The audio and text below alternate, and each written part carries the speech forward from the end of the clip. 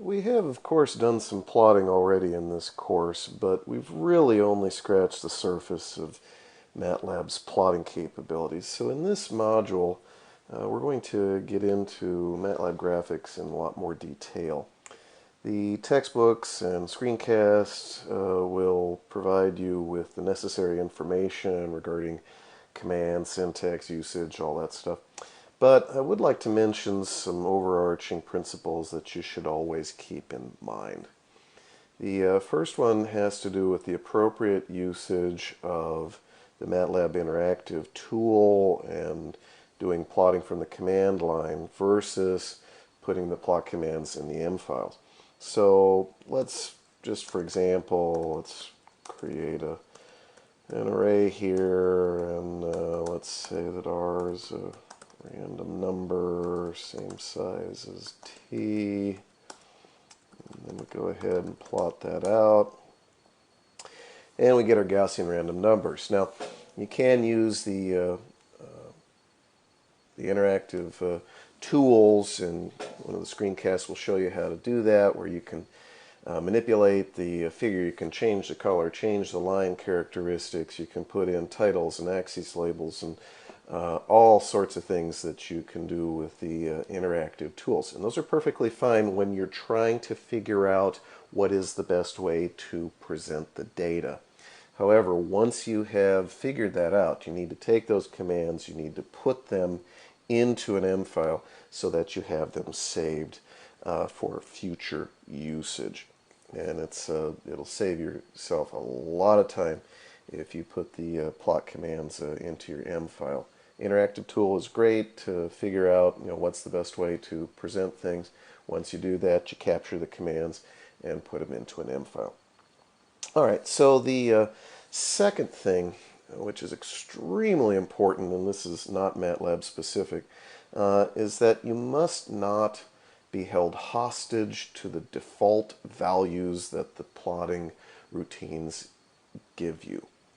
And I see this all the time with students, that they'll generate plots, whatever the defaults are, they turn it in, and they don't even stop to realize that what they're turning in is essentially useless information. Let me give you an example here. So I've got a couple arrays already generated, and if I plot out, let's see, y2 there, and take a look, and you look at this thing, you go, wow, that's a really noisy signal. But then you take a look at the y-axis. You say, wait a minute, it goes from 2.975 to 3.02. Now, if this was supposed to be a 3-volt signal, and your criteria was that the signal needed to be within 10% of the true value, this would be perfectly fine. But you couldn't tell that by looking at the plot. So if we go in here and we change the scaling, so the x-axis goes from 0 to 100, the y-axis goes from, let's see, 3 plus or minus 10%, so that'd be 2.7 up to 3.3. Take a look at the plot. Now all of a sudden, wait a minute, it doesn't look so noisy anymore. It is noisy, but relative to, let's say this is our threshold of 3.3 and 2.7, this is well within the threshold. Now, the previous plot was giving us a more detailed view of the noise, and if that's what you needed, that's fine. But if what you were trying to tell the story that your system was meeting specification, then obviously in that case you'd actually want to plot out the thresholds as well, or somehow indicate them. But the point is that this plot would be a much more accurate representation of the true story that you're trying to tell with this data. So again, the point is that not to let the default values dictate how you present your graphics and your plots.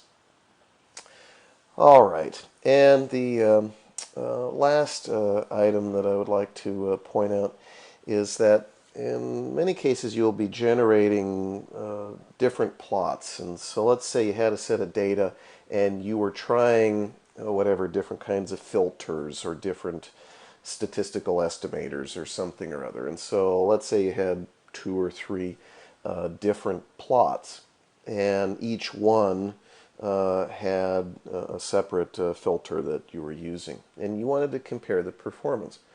Well, you would be amazed at how many people don't bother to go in and make sure that each plot has been generated with the same axes scaling.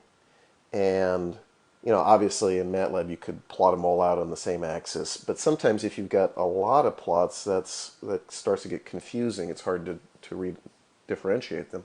So sometimes you do want to plot things out on different pieces of paper, but then you need to make sure that the axis scaling is the same so that you can compare.